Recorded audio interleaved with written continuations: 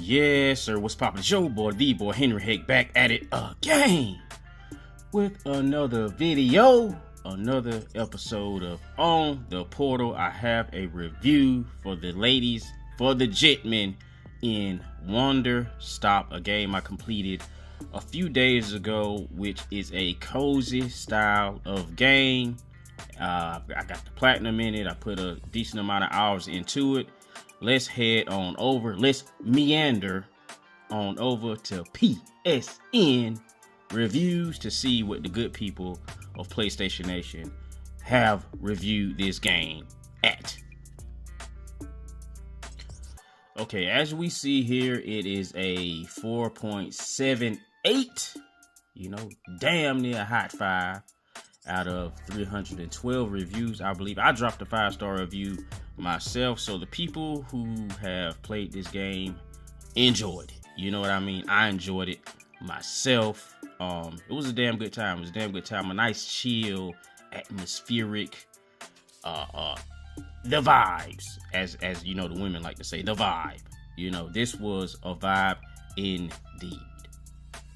Okay, so getting on into the review of the game itself. First and foremost, the game is, like I said, it's a cozy style of game.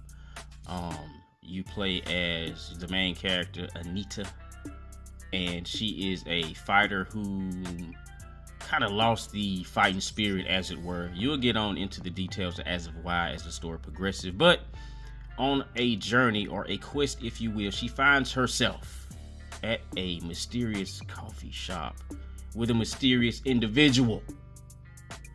And throughout the course of the game, you go about, meeting different characters who visit the shop, who are on their own separate journeys, and you make them tea. I'm saying coffee shop. It's a tea shop. You do get the opportunity to prepare some coffee, but it's mostly tea you're making. And you're making this tea based on the request of these individuals. They might request a tea that would make them feel a specific mood, and around the area there will be certain fruits, certain plants that you will utilize in creating this tea.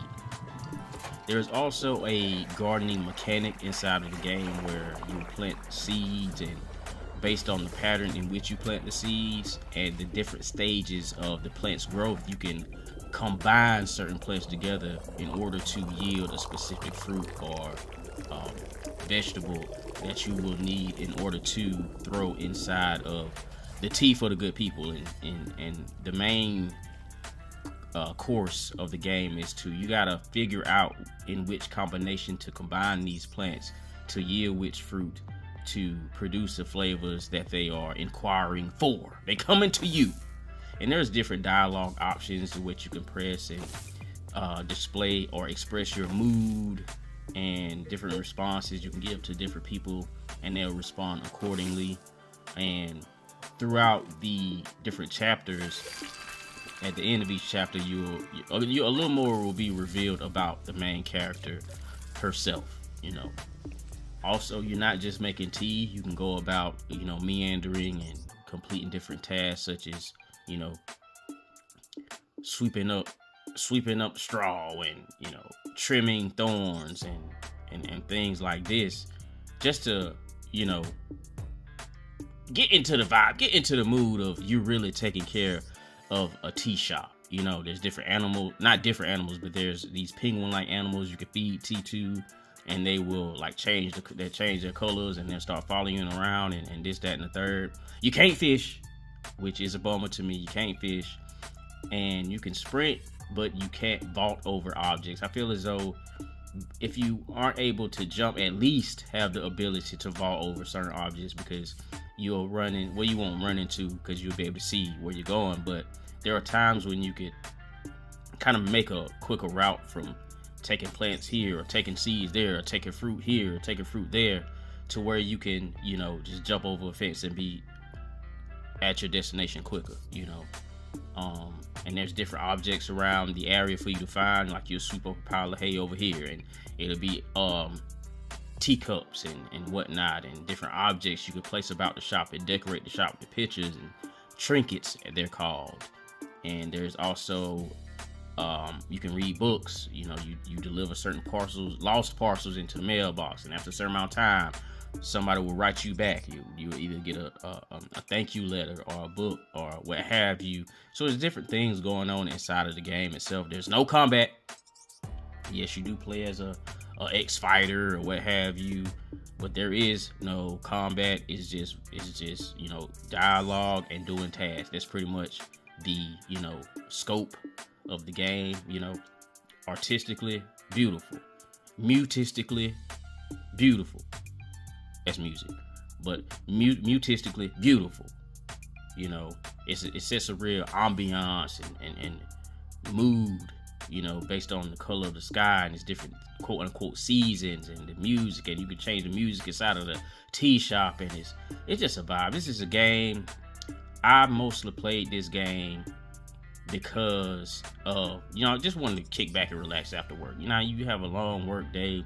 You just want to take a hot shower, eat some hot food, sink into the sofa, and relax. And this was that game for me for about 9 days. It took me 9 days to complete the game.